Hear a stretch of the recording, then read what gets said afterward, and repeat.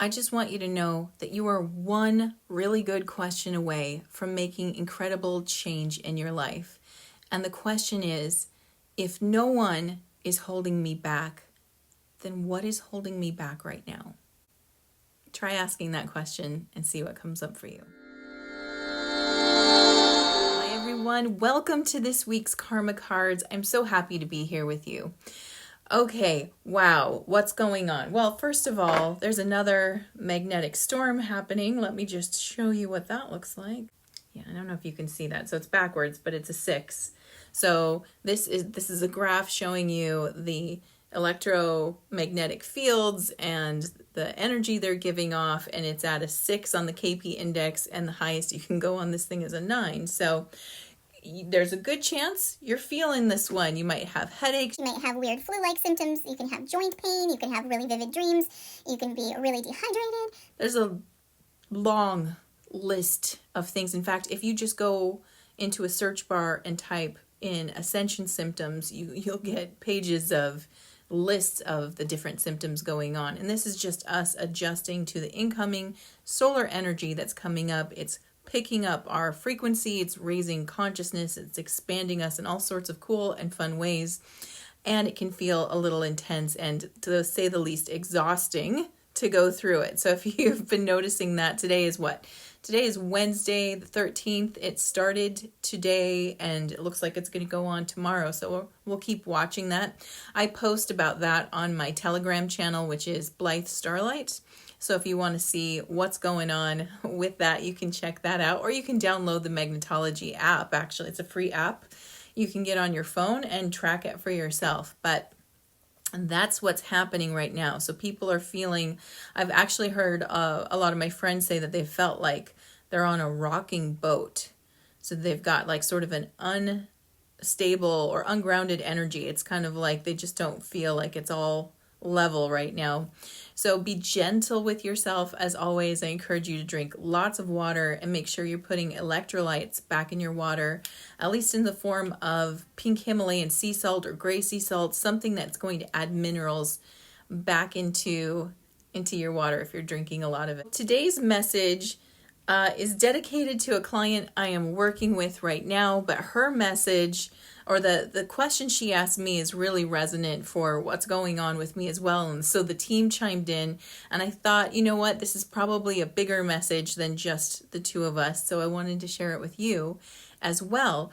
And the topic is around keeping yourself sort of like in a beginner mindset. And it's not the same thing as beginner's mind like they talk about in meditation, where you come to something with this sense of newness. I think that is a really powerful state to be in, to sort of have that I don't know what I don't know yet mind.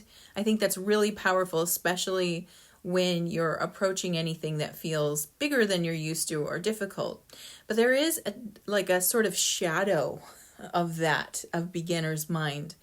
And the shadow side is holding yourself as a beginner, even when you've done the work already. You've been doing the work, but you're holding yourself as a beginner because you're identifying with the fact that you feel like maybe I didn't complete this, or I didn't do it right, or I stopped and I have to pick it back up. And so there's this pattern, like a shadow pattern of beginner's mind, where we constantly take ourselves back to the beginning of something and we start all over again.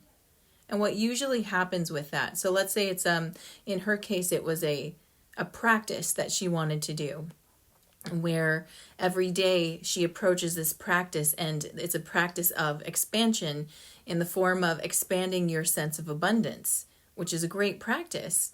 But for whatever reason, she had to stop. And so she was questioning whether she should go back to the beginning, which I sensed didn't feel that great to her. It's kind of like, oh, I got to start all over again. But it got me thinking how many times I've seen myself do that, where I've constantly sort of undercut myself by saying, well, I didn't do it right the first time, or I didn't get the result I wanted, so I have to go all the way back to the beginning.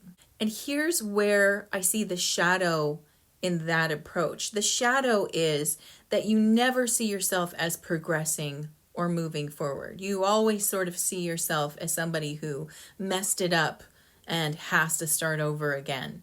And that right there, that I keep messing this up and I have to start over, is a self-limiting belief which will keep you in an insecure place. Like you never let yourself move forward. And so what ends up happening is you probably see a pattern where you try something, it failed, you back away from it, or you got a little bit maybe nervous or intimidated by what you were doing, backed away from it, sort of push it off your plate for a while, and then you come back. But instead of picking it up and continuing the journey, you go all the way back to the beginning. You start over again. Maybe it's like I've done it with different art techniques where I've tried the technique, failed wonderfully at it, and then backed away from trying it anymore, gone back and watched more videos as if I need to more theory around what I'm doing, when in fact I just need to pick it up and keep doing it, right? Because like using art as an example,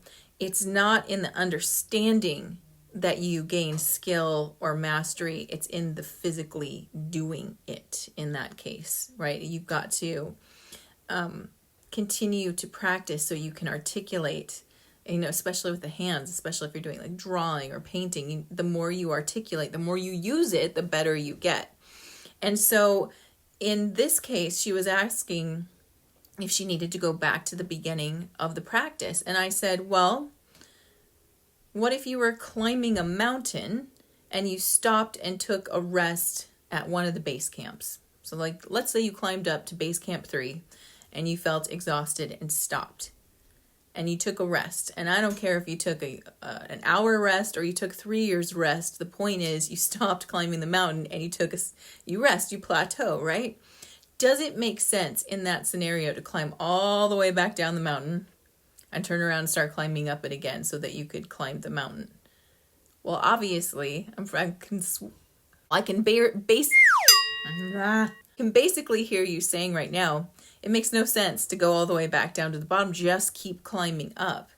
And so that was the approach I took with her. It's like, why, this is a practice. So do you have to start all the way over at the beginning, or can you allow yourself to pick up where you left off, trusting that the exercise still works, even if you're not starting at starting at go again. You're starting now in the middle of the exercise because you understand the theory of it. And it's really about moving out of the theory and into the practice. And I think that's where the shadow of the beginner's mind is like we're not allowing ourselves to move out of theory or understanding and into practice, because there is a safety. There is a safety in theory. And think about this. And I'm going to go back to the art lessons again because it's relevant. I think it works. There's a safety in watching someone else do it and have them explain it to you, right? You get to sit there and you go, oh, I understand. Like you're watching them pour the paint and you're like, you understand how that technique works. And I've been watching a lot of pour paintings lately just because I find them really soothing, but also watching someone do the techniques incredible. And recently I did it myself and just, yeah. I got to keep doing it. But the point is, there's a safety in watching that. It's like, it's like we feel like almost through osmosis, we're taking on this level of ability or skill. And then of course, when we go and try it, we didn't. We still have to go through all the steps of getting used to taking the actions or taking the action and getting a result and then adjusting and then taking a new action. And so for today, the team just wants to remind us that there's probably a place in your life where you're holding yourself in a beginner's mindset, where you keep resetting yourself and going back to 0 or back to square 1, when really that's almost like a safety mechanism. It's like we're trying to protect ourselves from failing or being bad at it. And we need to shift our mindset and remember that only through failure and being bad at it sometimes do we get better, because you'll never know what mistakes or mishaps you're going to make that you can then learn from and correct. Right? If we're watching somebody else's mistake, we think, oh, I can avoid that. But no, your mistakes, my mistakes, they're going to be very specific to us and where we need to do some work.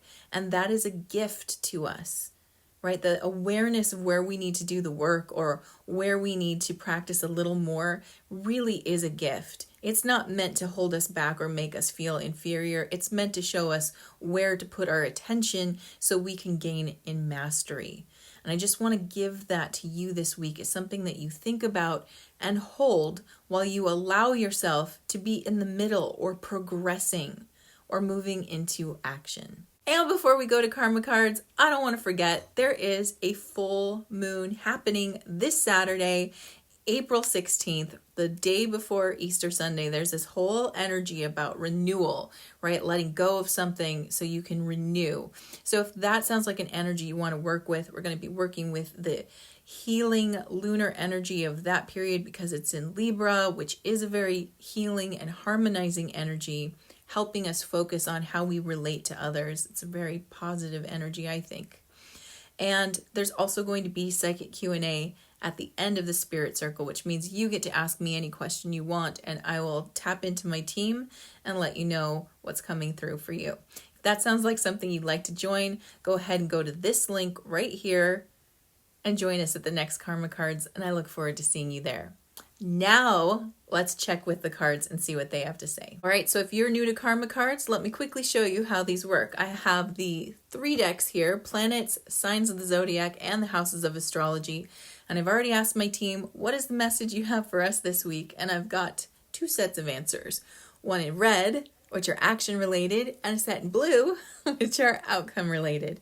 And the way that you play is you tune in with that beautiful intuition of yours and feel, what do I need this week? Am I looking for action-related guidance or am I looking for outcomes? And of course, you can always choose both. And while you are choosing, the timing for this reading is April 13th through the 20th. The flavor of this reading, we've got Mars, which is our action-related planet, which of course goes beautifully into what we were just talking about in Sagittarius. So these are 2 fiery, in fact, all 3 aspects are fiery. I'm excited about that. Sagittarius, higher learning, right? This is the card of mental expansion. We're moving into higher levels of consciousness when we're working through our Sagittarius energy. In the sign of the first house, which is ruled by Aries, which is ruled by Mars. So we've got like we've got a lot of fire represented here today. This is the first house of self-expression and how we view ourselves and how we wish to be viewed. So for those who are choosing action, your spiritual action at this time is to energize your highest ideals immediately. So going back to what today's topic was about, just allowing ourselves to keep moving forward. Your highest ideal is not your beginner self. It is the self that is in the position you wish to be in. It's the you of your destiny, right? So give that energy. You don't have to start over. You can start from where you are and do it immediately. I think that's a pretty direct message from the team. Mental action. Confront the rules of the way you project yourself. Again, going back to this thing where look at your self-concept. You know, do you see yourself as someone who hasn't gotten very far? Do you see yourself as someone who keeps failing or fails to move forward? I'm sure there are areas where you see yourself as very competent and capable and even amazing as well. And that's natural. It's natural to have areas where we feel more secure in ourselves or the areas we feel less secure. But for today's reading, we are really looking at those shadow areas where we're keeping ourselves out of our personal power and out of our sense of ability and greatness because we just keep undercutting ourselves. So we're being asked to confront it, which means look directly at it. Where do I undercut myself? And why? What are the rules, right? So our self-concept becomes our rules for how we work within the world. It's how we believe we have to act. I mean, many times we hold these rules, right, as if they were given to us. They come from an amalgamation of the things that were taught to us, the ways in which society tries to shape us, the things that we either think we're good at or we're not good at. And they literally become the rules by which we live our life and the rules for which we allow ourselves to expand and grow or keep ourselves held in a certain position. So we're being asked to look at what makes me think that I'm not enough here. What makes me think that I'm limited or lacking here? Those are the areas specifically we're being asked to look at. Physical action. Force yourself to get out into the world and do it your own way. Force yourself to get it out to the world and do it your own way. So when we've got force, right, this is this is Mars rather, speaking here, and Mars doesn't like to waste any time. Mars is like, just freaking do it already, okay? It can be a little intense when it says that. What it's saying is there's no reason to wait. There's no reason to wait. There's no better time. If I could change the way Mars talks but give you the same message, there's no better time than now. Right now. Right? There's no, it doesn't have to be AM, it doesn't have to be after you had dinner. Right now you can sit there and look at, why do I think I'm limited here? Why is it I think I have to play small or play small in this area, or I'm less than someone else here? Where does that come from? Right? Get direct about it in your thoughts and ask those questions. Your subconscious will happily supply you with the answers. And when it says do it your own way, there's also like no system in place to do this. It's just you getting real with you. It's like you having real time with yourself. When I'm looking at get it out into the world, it simply means that, again, so when we go back to the metaphor I gave you, where in the beginner mind, we spend a lot of time on theory, right? We spend a lot of time watching someone else, learning from someone else, sitting quietly and listening. That's more internalized. So in this case, when it says get it out into the world, this is an external type action. It doesn't mean other people are necessarily involved, or you have to have powwows with people about how do I perceive myself, because that's not going to give you any information. It'll give you opinions, but not really information. This just simply means get yourself to externalize that externalize, yes, you've watched the video, now do it. Right? That's basically what it's saying. It's like move it into an action. When we take action, it is externalized. It's no longer we're not sitting there holding it, contemplating it, thinking on it. As soon as we move into action, we have externalized that energy. So that's what it's getting us to focus on, is get yourself to externalize this energy and do it in your own way. All right, now let's look at outcomes for Mars in Sagittarius in the first house of self-concept. The spiritual outcome at this time is the drive for insights to understand who you are. Well, that's exactly what you're going to get if you start asking these questions. If you start asking, why the hell do I have these rules on myself? Where did they come from? And why do I believe them? You're going to learn more about yourself. And the beautiful thing is, as soon as you get those answers, you get to start making new decisions about whether those rules apply anymore, whether you like those rules, and what are you going to do to change that? What would you change it to? Mental outcome at this time, the confronting of the wisdom of your desires. Right, so again, our desire is always pointing us towards destiny. You desire your destiny. You don't desire outside of it. You only desire what's destined for you. You'll notice that where you're playing small, where you are keeping yourself as a beginner or holding yourself back or forcing yourself to step one or having yourself watch people, right? Looking at that, number one, is going to be confronting, because it can be hard to see how you've limited yourself. Many times our ego tells us somebody else is limiting you, right? Many times, all the time, all of the times, your ego will project it onto someone else. You know why it does that? Because as soon as you figured out it's your ego telling it to you, you're going to start correcting it, most likely.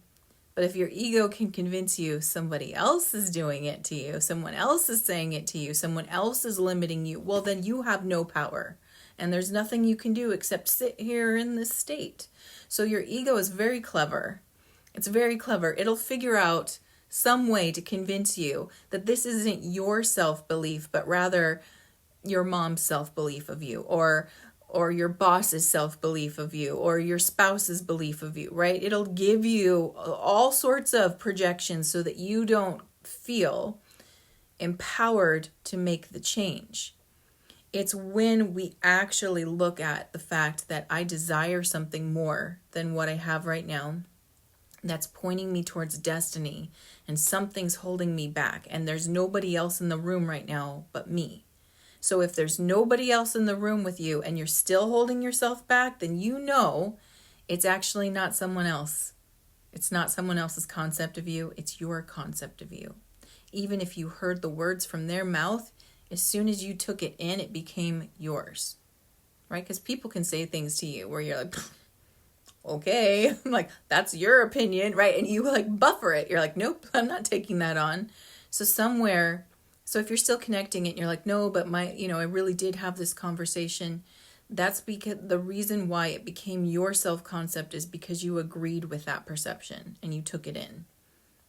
The beautiful thing is, as soon as you realize it is your self-concept, that's when all the power comes back. That's when real change happens, because now it's in your hands. Now you can do something with it. So just understand that, whenever we face these parts of ourselves, it can feel almost more defeating than the self-limiting thought. But the reality is, it's the wake-up call that puts all the power back in your hands so that you can actually create the change you desire. Physical outcome at this time: action resulting from the understanding of your actions. Wow, well, that's redundant, but let's try it again. Action resulting from the understanding of your actions. So as soon as you understand your self-concept, you will understand why you do the things you do. You will understand why you'll go for something or start really strong and then totally fizzle, because that's connected to self-concept. You'll understand why you'll pine and vision board and dream of something and then totally avoid it, because that has to do with self-concept. So you're going to see, by looking at what is it I believe about myself, and why do I'm alone in this room, which means I can take any action I want right now. Why don't I take the action I desire? That's going to come from an awareness of self-concept. Here's the beautiful thing: new actions can occur now. Right? It might not be 180 yet. You might not be like, oh, well, fuck it, I'm going to do whatever I want and go, and you might not go there yet, but there will be this understanding that I don't have to play this game anymore. This isn't a game I enjoy. It's a game that I feel like I'm constantly losing, so therefore I leave the game. That's action number one, and that is a very powerful action to take. Action number two is, well, now what? Right? Now what? And then it leads to more questions that will lead you to the next inspired action to take. So with all that, I hope this was helpful. Sorry for the F-bomb if any kids were listening. Sometimes spirit wants those. My hope is that by hearing this, you feel empowered, that you realize that there really are no limits on you. The limits are self-imposed, which is both freeing and sometimes a little bit daunting. But you're the creator of your life. You're co-creating with Source. And self-awareness is a beautiful opportunity to make those inspired actions you desire to take happen. So with all my love, mwah, I will see you next week. Thank you for watching. Subscribe now and hit the notification bell so that you know the next time I release a new video. Until then, stay magical.